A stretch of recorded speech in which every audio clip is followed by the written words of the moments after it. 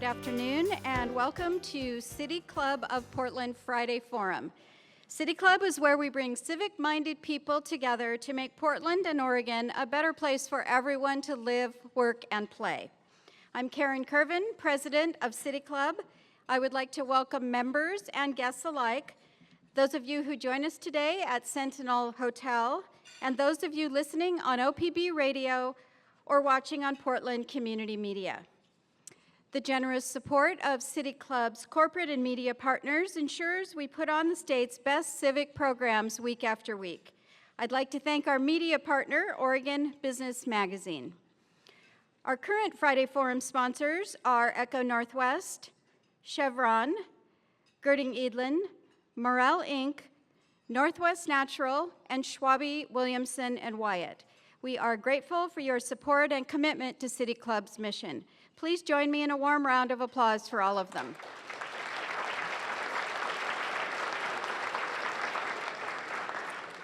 We are pleased to welcome back Civic Scholars from Jefferson High School. Civic Scholars is our initiative to expand opportunities for high school students to more deeply engage in Portland's civic issues. Bring civic education out of the classroom and into the community. Students, please stand if you are able. Welcome to Friday Forum.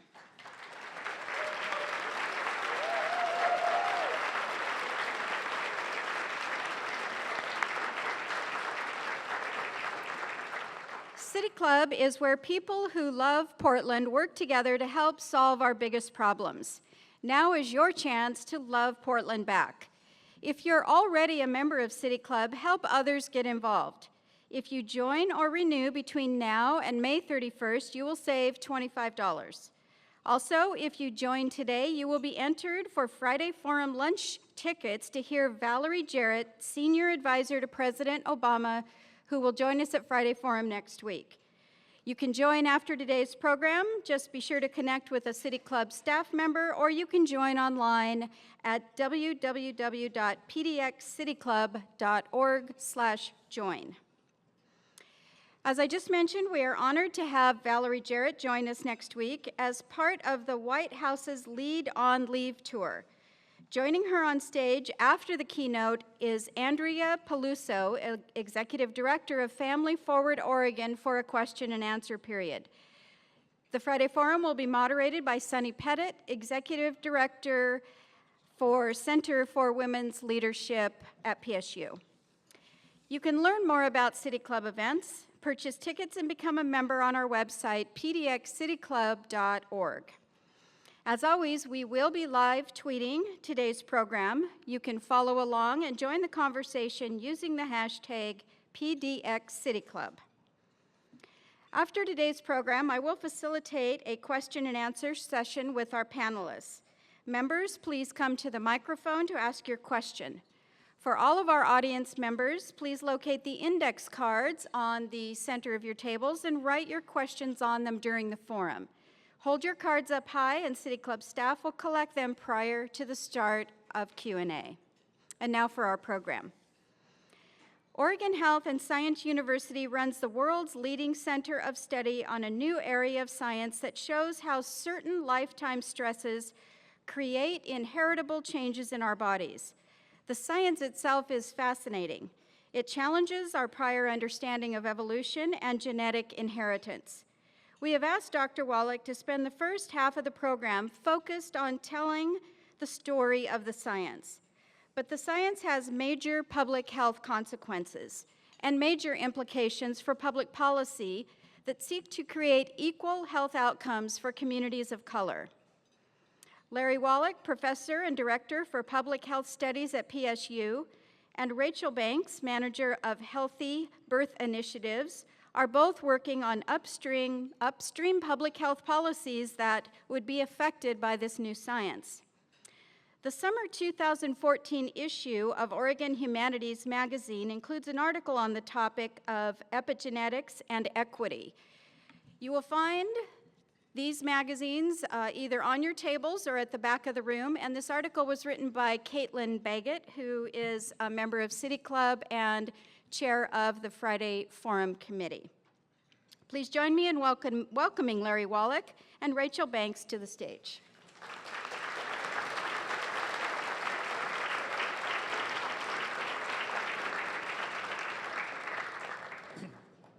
Thank you so much.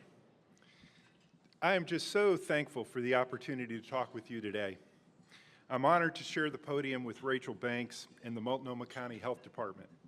They do incredibly important and difficult work that really makes a difference, and I have to tell you, they are an underappreciated community treasure here in the Portland metropolitan region. I also want to acknowledge Dr. Ken Thornburg, Director of the Moore Institute. Ken, I didn't know Ken's brother was going to be here today. Director of the Moore Institute on Nutrition and Wellness at OHSU. Dr. Thornburg is one of the world's leading researchers in epigenetics and developmental origins of health and disease. He has been a wonderful colleague and mentor to me.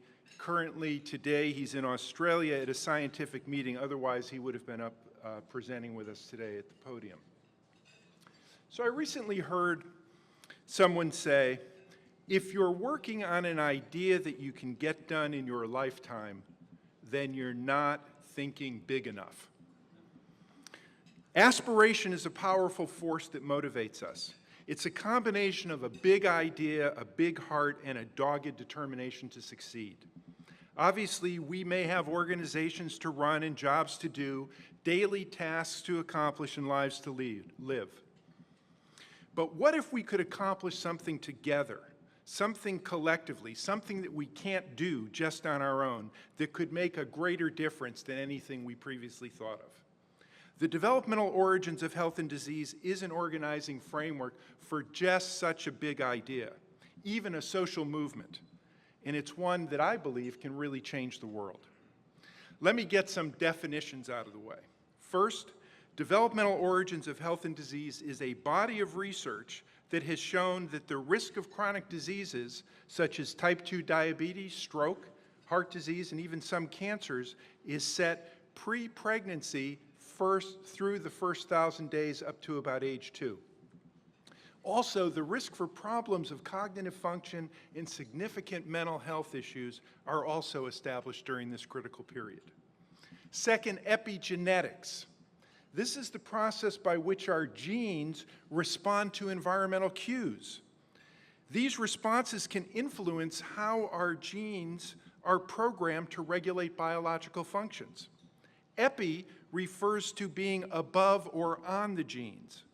The genetic code does not change, but the biological switches that turn those genes on and off does change. And here's the rub. These altered regulatory commands can be passed from parent to child so that altered gene expression patterns that affect one's health all the way into adulthood can be passed on to the next generation and the next. Third, health equity. Health equity seeks to reduce group difference in health outcomes that are unjust, predictable, and preventable. Developmental origins is the ultimate social and health equity lens because it helps us understand how history, sociology, and biology all come together to create lifelong prospects for health and social success at the very earliest stages, much earlier than we previously thought. I've worked in public health for 40 years, more than 40 years. I'm not going to lie to you. This profession is grounded in an ethical framework of social justice. The idea that inequality follows from the adverse impact of privilege, power, and exclusion, and that this social inequality is linked to health inequality. We can't deal with one without dealing with the other. We know that the collective policy decisions we make as a community determine the distribution of risks and benefits, obstacles and opportunities, health and disease. The public policies we debate and implement today will predict the kinds of public health problems that we face tomorrow. A recent report by the National Foundation, the Robert Wood Johnson Foundation, concluded, when it comes to your health, your zip code may be more important than your genetic code. Your zip code may be more important than your genetic code. Think about that. That is a revolutionary statement. Epigenetics explains how the environment, our zip code, literally gets under our skin, creates biological changes that increase our vulnerability for disease, and even our kids' prospects for social success over their life course and into future generations. This science forces us to rethink where disease comes from and what we do about it. It identifies the most fundamental social equity issue in our society, that initial social and biological disadvantage established even prior to birth is in fact even linked to the social experience of previous generations. It's a multi-generational thing, and this is made worse by adverse environments throughout the life course. At the same time, as astonishing as this science is, it provides hope because it tells us that a concerted effort on improving our environments can ultimately change our biology and the trajectory of disease into future generations. Where does the idea of developmental origins come from? In the 1980s, David Barker, an English physician and epidemiologist, published the hypothesis that the risk for chronic disease originated in the earliest developmental stages and later in life. He said heart disease begins not when you're 40 or 50, it begins in the womb. Dr. Barker, who died in 2013, had strong Portland ties in the latter parts of his life and was a principal at OHSU's Moore Institute, and it was there I got to know David. In a nutshell, David's data, and data from around the world now, found that chronic diseases such as diabetes, hypertension, stroke, and heart disease were programmed into our systems as a result of nutritional deficiency during this early critical development period, pre-pregnancy up until about age 2. Poor nutrition associated with disadvantaged living conditions slowed fetal growth and forced trade-offs made in development that harmed longer-term health. Low birth weight, he found, alone predicted a 3 to 7-fold increase in the risk of chronic diseases like heart disease and type 2 diabetes. This is a huge impact. This is not the kind of thing you find every day in public health, this magnitude of impact. So here is where the research inspired by David Barker now leads us. Number one, the first 1,000 days from conception to about age 2 is the most critical sensitive time for development. It's when the organs are all developing, time of what's known as greatest plasticity. The risk for chronic disease and chronic and other diseases is programmed into the function of key organs. It's programmed into the settings in metabolism and hormonal feedback that are being developed. And it's also resulting in this increased vulnerability to adverse environments later in life. Our genes, we now know, are not a deterministic blueprint for our health, but a collection of infinite possibilities that are switched on or off depending on the conditions our mothers experience prior to and during pregnancy and the nutrition and social environment we have as infants. This research suggests that people mostly get chronic diseases not because of the genes they inherit, but because of how those genes react to the stresses of the environment. The epigenetic process of gene regulation is where nature and nurture come together. You can no longer talk about these things separately. They are one intertwined thing. So while the pregnant woman is obviously the environment of the developing fetus, the community is the environment of the mother. The two main factors in the community environment that impact healthy development are availability of appropriate nutrition and the level of social stress, sometimes known as toxic stress. Toxic stress and poor nutrition are a developmental recipe for vulnerability at birth, poor school performance and social skills early in life, and poor health over the life course. Think of it as a double hit. The first hit is the vulnerability that is created from the experience of previous generations through the first 1,000 days. The second hit comes from hostile environments marked by racial and other discrimination and other social disadvantage that will increase the likelihood that the original vulnerability will actually transform into disease.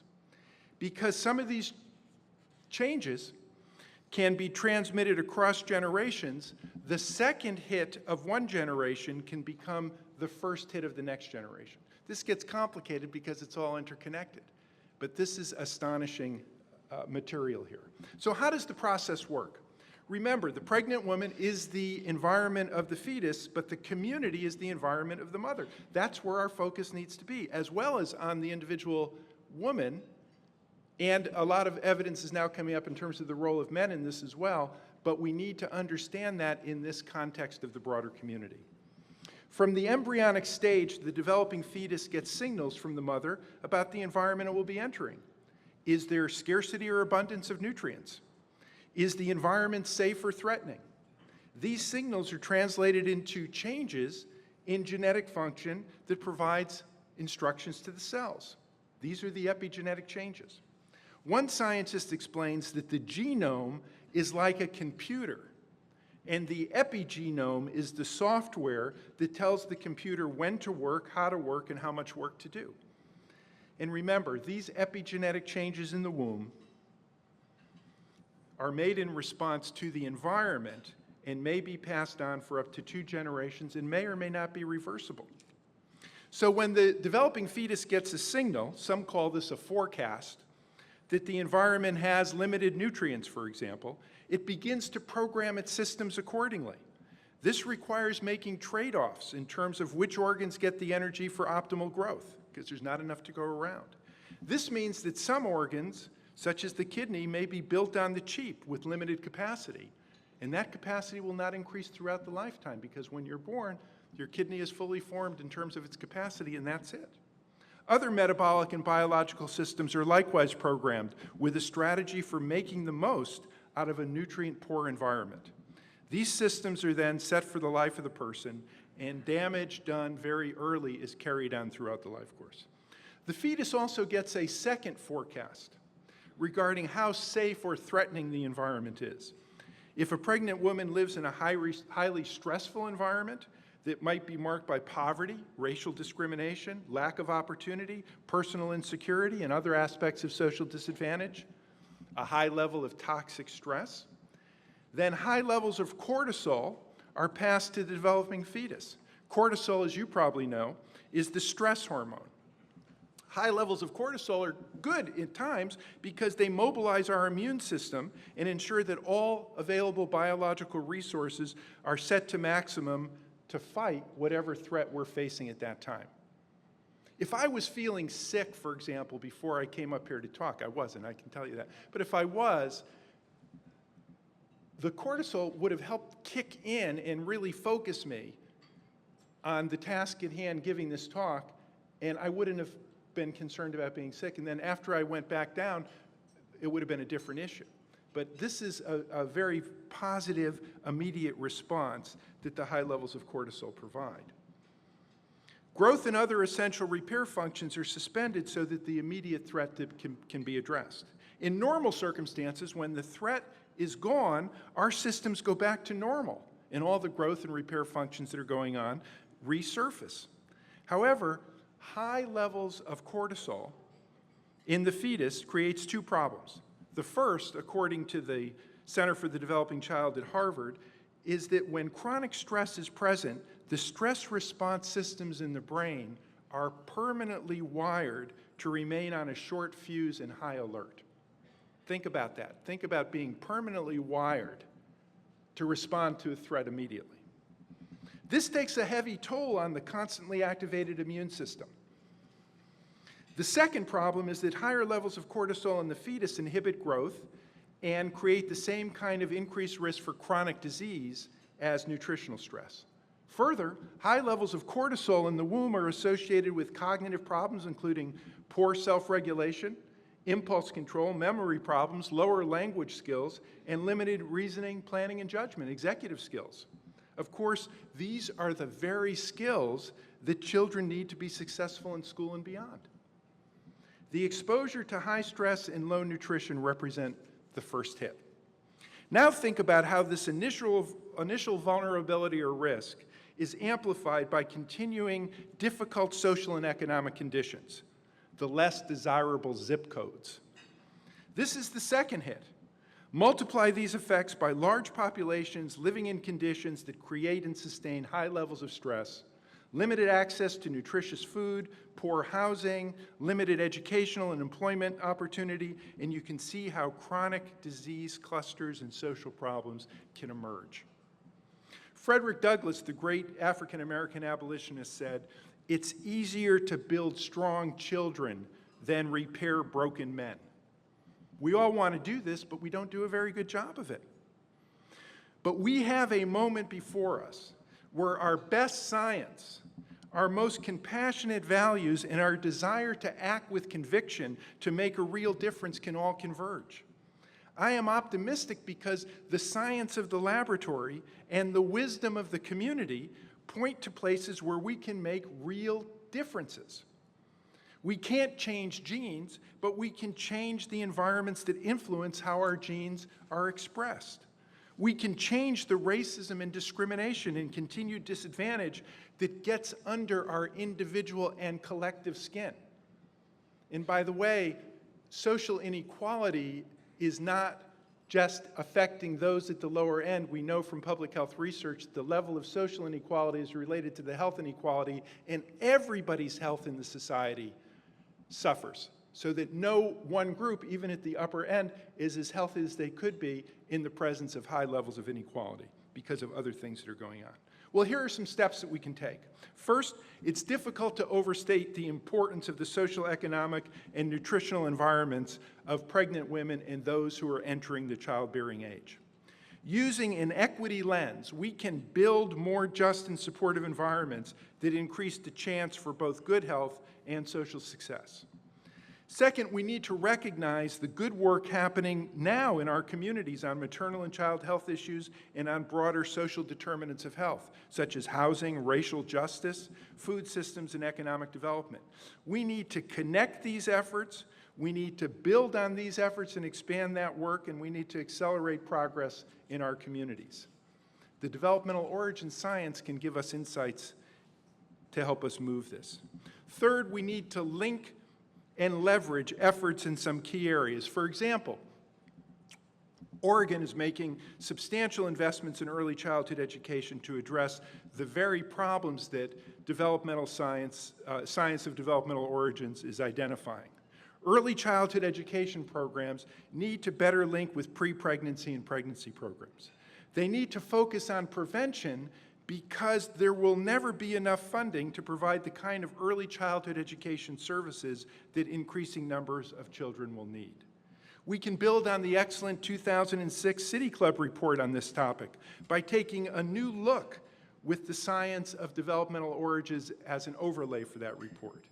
We can build on the Oregon Business Council's Poverty Reduction Initiative and help build what they're calling Pathway to Prosperity with what we've learned from developmental origins. These are starting points, but at the same time, we will require bigger ideas and greater efforts to make necessary progress. Social services are necessary, but they're not sufficient. It will take real social change focused on the underlying and interconnected social conditions that are at the root at the health inequities we're trying to address. This magnitude of change will require the kind of political will driven by a social movement. You know, there's a wonderful quote from Thomas Pynchon's book, Gravity's Rainbow, if any of you have read that. I didn't, it's this big, but there's a section in it called Parables for Paranoids, and this quote comes out of that. The quote is, "If they can get you asking the wrong questions, the answers don't matter." Well, here are some questions we need to be asking. If the Portland metropolitan region were the best, healthiest place in the world to get pregnant and have a child, what would it look like? How would it be different than it is now? What would need to change? What kinds of policies would be required to move toward that vision? How can we create a social movement built on this collective vision to force the necessary political will to demand change? How can existing partnerships be expanded? How can we develop new partnerships with new allies? Can we get there from here? We have to. We need to find points of leverage that can move us from the level of change on which we now engage to a much more expansive level. Crisis is a good motivator for change, and obesity and diabetes may be the prompt we need. What will our healthcare and social systems do in 2050 when roughly 1 in 3 adults is projected to have diabetes? What will economic opportunity look like with increasing income inequality and large pockets of educational failure that lock populations out of social mobility? We can use the science of developmental origins and focus on prevention to make a difference. A while back, a colleague of mine in San Francisco gave me a beautiful frame calligraphy of a Chinese symbol that his mother had created, and it's on the wall of my office. The symbol represents the carp dragon and is the story of a carp fish that swims upstream until it reaches a waterfall that blocks its journey. Despite great struggle, the carp fish cannot get over that waterfall. At the point of maximum urgency and almost fatal exertion, the carp transforms into a dragon and flies over the waterfall. What will it take for us to transcend our waterfall? I believe we are aware enough to appreciate the urgency of the problems we face. I know that we are smart enough to figure this out, but I hope we are wise enough to understand that we can't succeed simply by doing more of what we have been doing. We all have to work on this as if our future depends on it, because it does. Thank you.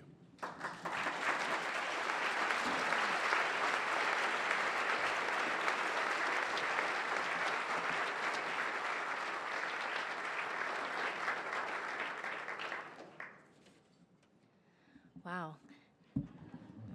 Thank you, Larry. So I want to start by thanking some folks who, whether they knew it or didn't know it, have contributed to the talk today. And first and foremost, I want to thank the Healthy Birth Initiative moms that are in the room.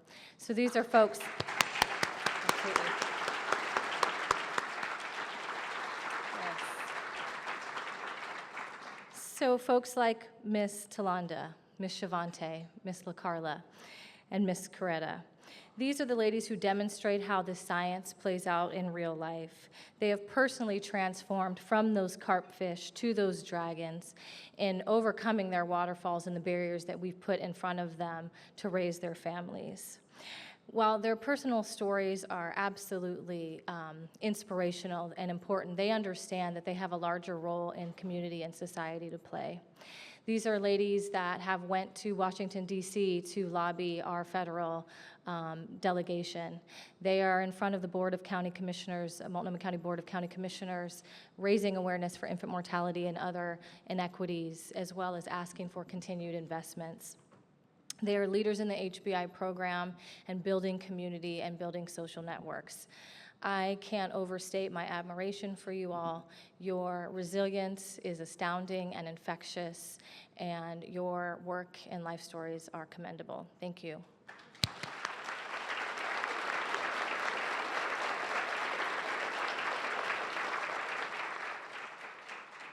I also want to thank Tricia Tillman, our Public Health Director, for sharing this opportunity, and a variety of my colleagues, Eugen Rashad, Sandra Miucci, Ellie Myrick, Claire Nystrom, and members of the Future Generations Collaborative for providing the content, like I said, whether they knew it or not, through conversations and dialogue that have really helped shape my understanding of this. Thank you.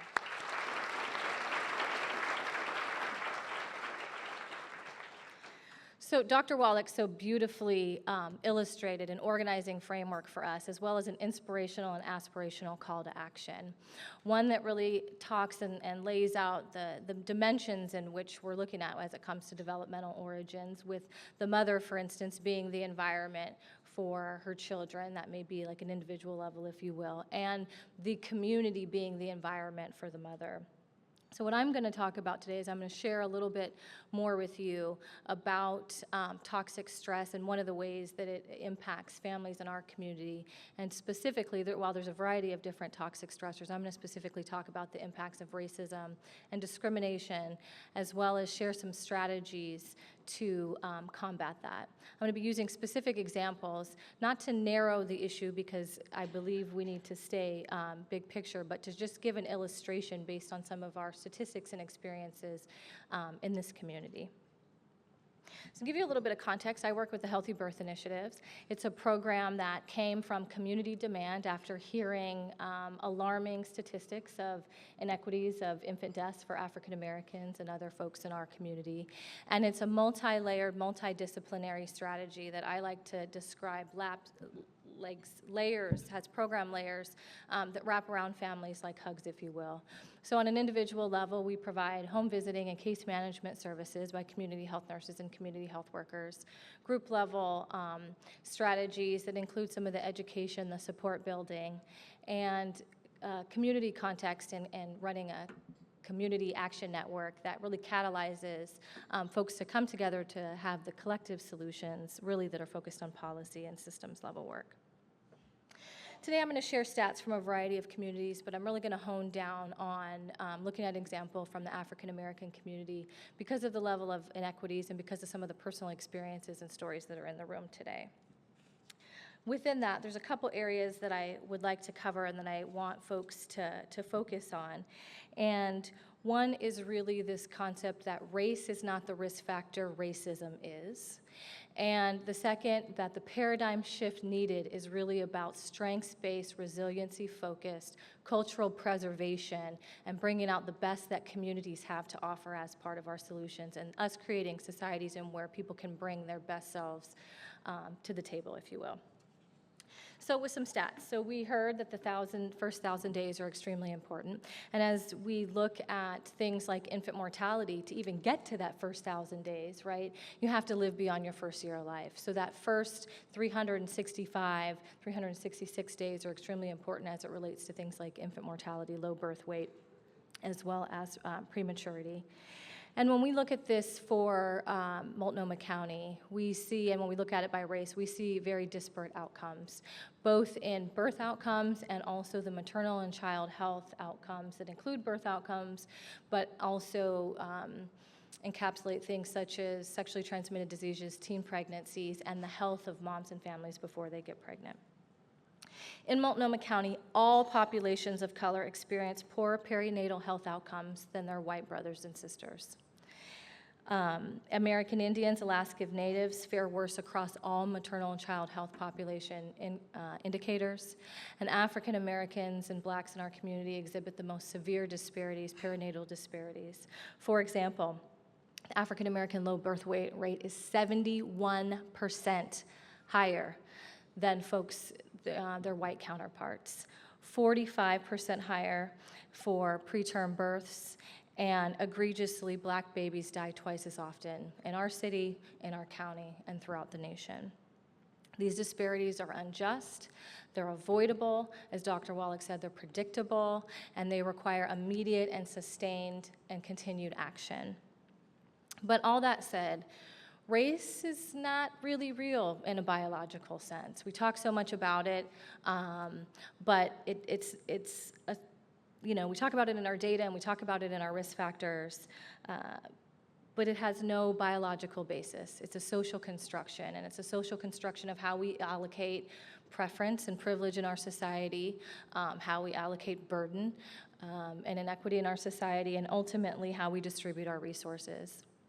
In 1950, the United Nations Educational, Scientific, and Cultural Organization, UNESCO, released a statement asserting that all human beings belong to the same species, and that quote-unquote race is not a biological reality, but a myth. That was a summary of findings by an international panel of geneticists, anthropologists, psychologists, and sociologists. Since then, there's been a variety of different studies and books and whatnot that have continued that point, that race is really a social construction. But while it may have no biological reality, we know from our health outcomes and we know from people's experiences it has something to do with health and it has something to do with poor health. So let's kind of talk about what that might be. So in the case of African American women and with their birth outcomes, some say that, perhaps the real issue is poverty, or perhaps the real issue is education, and that race plays into a couple of those things. And I think perhaps it's easier to talk about poverty and education than it is to talk about race and racial discrimination and unjust treatment. But the fact is that college-educated Black women in this country have worse birth outcomes than white women who did not graduate high school. College-educated Black women have worse birth outcomes than white women who didn't graduate high school. We know that college usually predicts higher income, right? And that the more education you have, typically the more income that comes with that. And we know that folks who are unable for a variety of reasons to attain a high school diploma or its equivalent face barriers to economic stability and a host of other things. On a national level, like Larry, we got the opportunity to talk to some scholars earlier today, like Larry shared, that the United States fares worse than many of its other counterparts when it comes to the same sort of birth outcomes, despite having greater income and despite having greater education. So if education doesn't fully explain the issue and income doesn't fully explain the issue, what is the issue? And this is where inequality, toxic stress, and racism and discrimination really enter the picture as we talk about this particular outcome. The 2014 Medicaid Behavior Risk Factor Surveillance System data provided some weighted percentages to folks' reactions to race. All groups of color thought about their race more on a daily basis compared to their white counterparts. And for example, while 7% of white non-Hispanic folks in our community thought about their race daily, nearly 50% of Native American and American Indians thought about their race daily, and over 40% of Pacific Islanders did. Another example, compared to 3% of whites, over 20% of African Americans said that they had experienced physical symptoms in reaction to how they were treated because of their race. A physical manifestation of being treated in a certain way because of your race. And if you look at the emotional manifestation of that, it jumps to 30% of folks surveyed said that they have had emotional symptoms due to how they were treated based on their race. This is how this environment gets into our skin. Now, I'm definitely not an epidemiologist or any sort of analyst, but if we're looking just in this example at our Medicaid population, and we know that a significant amount of folks in our Medicaid population are women of childbearing age or children, and we know that 1 out of every 3 surveyed had emotional reactions and or physical reactions to how they were being treated with their race, it leads us to that we have got to deal with race and its impacts of discrimination in order for us to achieve our shared outcomes of healthy, flourishing children who are enter kindergarten ready and thriving to learn. Dr. Troy Duster explains, really to summarize this piece, that the impact of race on disease is not biological in origin, but it's biological in effect. And the American of Human Biology further states that there's a set of, the set of mechanisms by which influences become embodied, so that getting under your skin, have durable and even transgenerational influences, and we really need to look at them further. So all this talk about racism, what is it and what does it really do to people? The Multnomah County Equity and Empowerment Lens defines racism as conduct, words, practices, or policies that advantage some and disadvantage others. It doesn't matter whether it's just as damaging, whether it's really egregious and overt or covert. It also has levels of institutional and systemic manifestations that have to do with how policies and processes and structures come together to really protect, in most cases, white folks within systems and institutions and disadvantage other racialized community members. I can tell you that sharing this sort of hard information or hearing it, I've been in many a conversation where people want to, or go to how do we define racism, what's in, what's out, how intentional it was, and what sort of framework that it falls into, or simply to try to minimize it. And I would suggest that in this case, it really doesn't matter what sort of definition that we put on it. We're talking about people's experiences of whatever the quote-unquote it is, and whether or not somebody perceives it as real or to fit into a definition. If it has a body manifestation and an emotional manifestation, it's impacting our health. So I can tell you, personally, that there's definitely a body response. There's a cortisol response. There's a temperature increase. There's a heart beating. There's a goosebumps or goose pimples or whatever you call them. And there's a cognitive processing that goes through, did I just get treated like that because of my race? Was it this? Was it that? What did I do? And all of these things that you have to go through. And when you're doing that day after day after day, in combination with that cortisol, it wears the body down. And if you're doing that as a pregnant woman, it's definitely creating those gene responses for the fetus as well. So basically, the experience of racism is toxic for the body. And really, our job is measuring the body's response to racist environments is one of the strategies for us to measure the degree by which our policies and practices are successful. When I asked myself about Larry's question about the healthiest city and what would it take, I think we first have to eliminate the gaps. We can set, and we should set overall metrics for folks, but we have to eliminate those gaps because we know what's going to happen if we approach things the same way. We know what'll happen if we use a concept of utilitarianism where we do the best for the most amount of people. And rather, what's going to make the changes is focusing on those who need it the most, or those who are the most marginalized, or those who are the most invisible. In addition to intentionality, another theme that's needed to really stop and mitigate the impacts of racism, and one way to demonstrate that intentionality is through cultural specificity, and that's something that can happen in policies, practices, and programming. In HBI, we have a culturally specific model, and one of the things it does is it shuts down, to a large extent, people's experience with having to go through this process physically and emotionally of, am I being treated differently in this healthcare setting or in this community setting because of my race? That's demonstrated to us in terms of the things that people say about how they don't feel judged and how they're connecting with people, and it's demonstrated in retention rates for our program, where, despite retention rates, for instance, being in other programs around 60% for evidence-based, a program would be an example of a home visiting program, we're looking at retention rates that are 20% higher than that. And when we ask people why, they tell us a couple things: cultural specificity and community building. The opportunity to build supportive social networks that are positive and build good things in the body, and to work with other professionals, agency heads, providers on a shared solution in a shared space, and to get to have a voice in the sort of strategies that are impacting their health. I'd suggest there's 3 buckets, if you will, in terms of other work that we can do to stop and mitigate racism. One is to document, monitor, and track it. While it's necessary to look at demographic data and to disaggregate that data, what we really need to better understand is people's physiological and communities' responses to environments and situations that produce discrimination for them. And we need to better understand which environments dismantle racism, build resilience, or avoid the negative impacts. So that necessitates a research agenda that, as Dr. Kwanzaa says, is more nuanced approaches to quantifying stress and social, cultural, and material processes related to a variety of health inequities. But not only do we need to measure racism and how it operates, but we need to stop it, right? We need to intervene, and that's going to take interventions on multiple levels. Hi, Leila. And which includes individual, population, and group level. So one way to do this on an individual level is, and when we ask people in our program, they say call out racism, call out the impacts of racism, so it doesn't solely get blamed on whether I ate enough vegetables today or any other individual behaviors.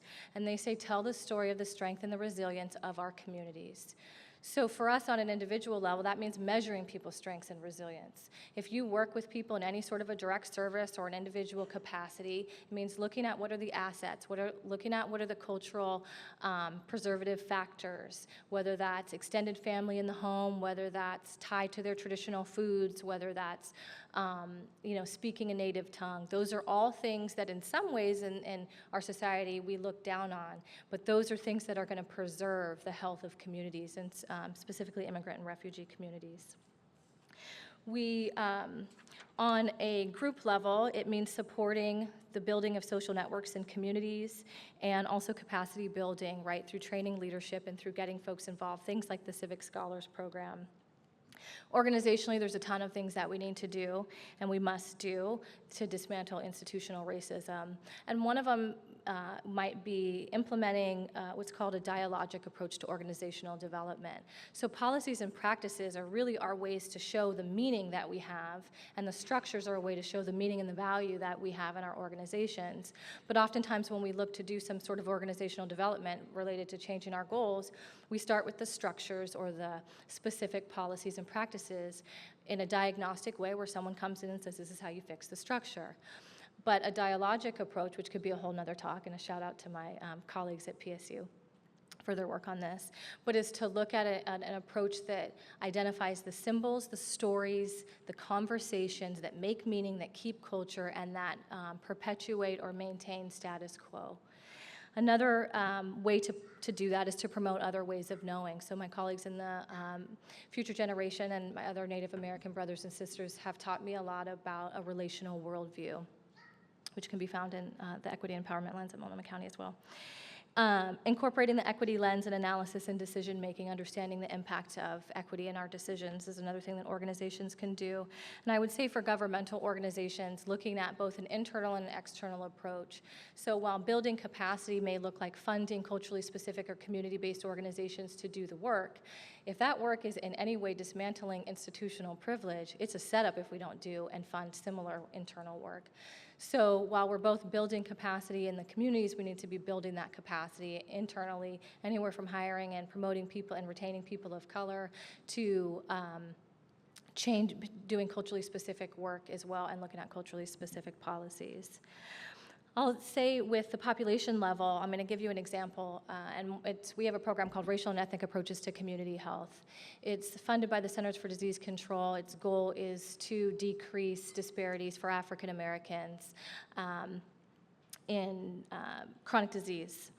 And some of the things that we're working on is tobacco and nutrition. So one of the ways that we do that is we work with the City of Gresham, who's working in partnership with the Urban League of Portland, as well as Ecumenical Ministries, and they're looking at how do they incorporate health and equity considerations in their decision-making around transportation, around bike and pedestrian infrastructure. So the partnership there, the Urban League of Portland is providing technical assistance on the equity analysis, furthering the work that they've done with the City of Portland. Ecumenical Ministry of Oregon, through working with community health workers, is working on this population and this groundswell of support that ultimately is going to lead to communities in Gresham and Rockwood, which have been impacted by gentrification, having decisions that are made based on equity and transportation and how they get to their health destinations. So in order to do all this, right, I couldn't stop without saying we have to fund it and invest in it. And that requires us moving beyond service level unit funding, widgets or how many people you saw and what you did with those people. It requires us funding foundational capabilities of public health, epidemiology, communications, community assessment, a variety of other things. For folks who make grant, for funders, for folks who are putting out contracts in any sort of way, it means asking people not only to tell you about their needs and their deficits, but their strengths, their connections, and how they plan to build on those and sustain those. And it really requires a long-term investment. These are long-term inequities, and they take long-term investment. So for example, we're totally blessed to have a program like REACH. And with that, how are we collectively going to make sure that we can sustain those improvements in communities? While people say, that Americans have a short attention span, and we know that our political cycles are relatively short, in every community that I've worked with, communities have long memories. And that's a great thing, right? And epigenetics is the story of having a long memory. And for us, when communities say, but you're just coming in here for this short amount of time, and you're moving out, those are the sort of things where we need to look at the sustained funding and sustained investment. You know, while talking about race and racism is hard, and obviously talking about inequities can be draining, I'm excited and hopeful in that I feel like we have the right mix of things going on. The science of epigenetics is very instructive, it's clear, it's inspirational. Our communities are brilliant. Our decision makers have made investments locally in our governments and through other funding mechanisms. And the people and the young people are absolutely compelling and motivated. Now, I think for us moving forward to get to that interconnected story of collective action, it's really having that marathoner's tenacity of being in it for the long haul and capitalizing on all of the connectedness that we have, and ultimately having a faith that all things work together for the good. Thank you.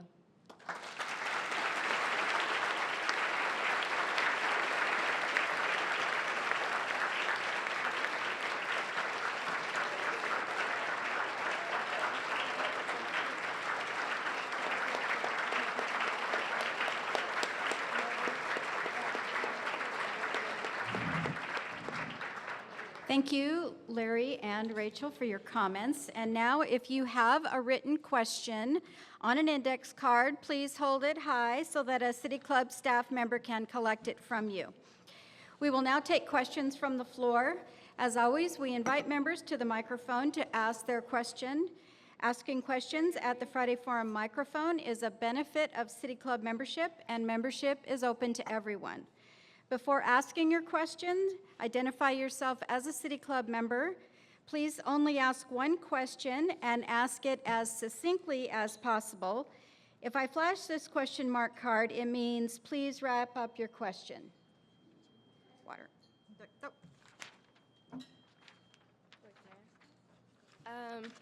Hello, my name is Malia Thomas, and I am a civics scholar from Jefferson High School.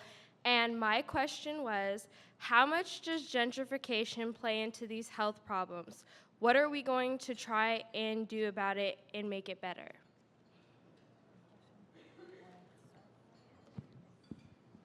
That's a great question. I think gentrification and policies and similar to gentrification have a huge impact on our health because they determine how our communities are structured. We talked about a little bit earlier, I grew up in Northeast Portland, and there we talked, for many years about how to get more fresh fruit access. And as the community was gentrified, now we have that fresh fruit access, right? But the communities that, at least the conversations that we were having, or I was having at that time, are no longer in that neighborhood. But gentrification and the way that we structure our city's resources and assets absolutely determine the opportunities that people have. And gentrification presents a unique challenge in some ways, that the social structures are located in a different area than where people are. We haven't quite caught up. And what it also has done, for me personally, one of the most hurtful things that keeps getting triggered is it disintegrated the social culture. So where when I was growing up, I knew that so-and-so lived there, and their grandmother lived there, and so-and-so lived there. And recently, my daughter, when I was telling her about it, said, how do you know where all these people live? And it dawned on me, she doesn't live in that kind of neighborhood. Her friends, while they may go to her school, they're driving from here to here to there, and she just doesn't have that kind of a social fabric. What are we gonna do about it? I think we need to explore the type of investments and who we're investing for, and I say when I get a PhD, that's the issue I would want to solve. So I don't totally know, but it's a good question. I loved when Rachel said communities have long memories. One way of thinking about epigenetics is the way that memories are transformed into biological impact, so that we know gentrification is a form of trauma that actually is translated into a biological memory that affects people over time. The reason I'm excited about epigenetics and developmental origin is because I believe it will create more urgency for people in communities who are concerned about problems of displacement and gentrification and so forth, because now we can make a clear biological link to that. And for better or worse, I think that that will increase the urgency and force people to pay more attention to it, because it becomes more real when people can think of it in a biological way.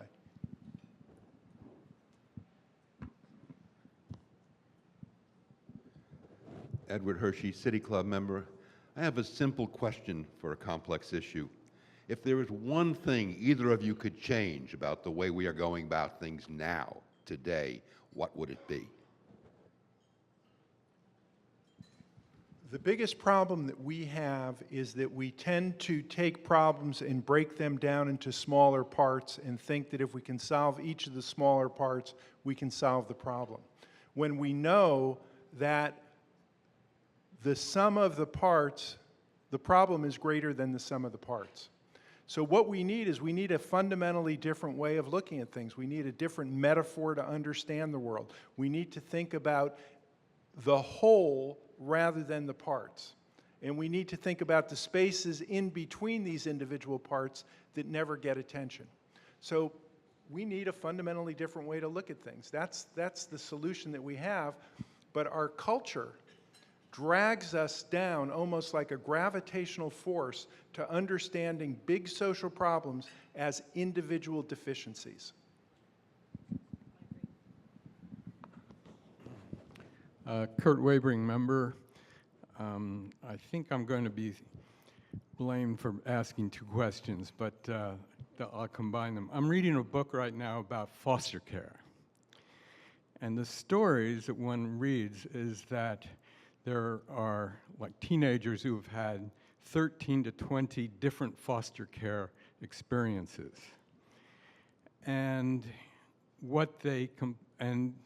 so they're out of control. They're doing drugs and so forth. And what they comment on is that the attachment that occurs in family, between mother and father and child, doesn't happen in that situation. So I have sort of two questions. One is about attachment theory, developed by Bowlby, as you know, whether that is something that is still strong in your view, and secondly, any comments about the foster care system? Well, I think attachment theory is important, both as it relates to attachment between a primary caregiver and a child. It's especially important in those first 1,000 days. It really sets up a foundation and creates neural pathways for a variety of things. But I also think about attachment in a broader community or social setting, whereby for whatever reasons we are building societies that people are in larger families and larger connected neighborhoods, that perhaps people may still need to be in foster care, but they're in foster care in some sort of a place or with people that they've known and that they've had some of those connections. So they're not reestablishing that attachment each and every time. And so I think in that sense it's important too, as we look at what are those social settings and villages, right? So there's, an African proverb of to raise a child, it takes a village. How do we create those sort of things for foster children are some of the thoughts I have. We have one last question from the floor. Are you aware of any current legislation at any level that addresses the issues of epigenetics? I'm not, because it's an issue that transcends legislation, and I could tell a long story about it. I'll conclude with one thing. Many of you know the name Muhammad Yunus. He was the founder of the Grameen Bank, an economist. He's won the Nobel Prize and just about every other prize. He's a remarkable guy who's created huge social change, lifting people out of poverty through economic opportunity. He was out here a while ago, and he gave a talk, and he said, science fiction has really influenced a lot of people and how they go about thinking about the world, and we write about things that people thought were impossible. He said, we need more social fiction. We need people to think about stories about the way it ought to be that doesn't exist, that people say you're crazy. And he used the example, I want people, when they come up to me and ask me about poverty, what is poverty? He wants to tell them, you need to go to a museum to understand what poverty is. We don't have enough social fiction. We need to take that seriously as a challenge to write the kind of world we want it to be and start working toward that rather than starting from the problems that we have. I love when you say the resiliency and the strength. We don't start from that. We start from the needs. We start from a position of weakness rather than some of the natural abilities and spirit that people have to make things better. I'm an advocate for social fiction. I hope people walk out of the room and say, I'm going to go home and write an essay on social fiction. We have run out of broadcast time for further questions, and we'll have to stop for the day. As we close, please join me in offering our sincere thanks to Dr. Larry Wallach and Rachel Banks.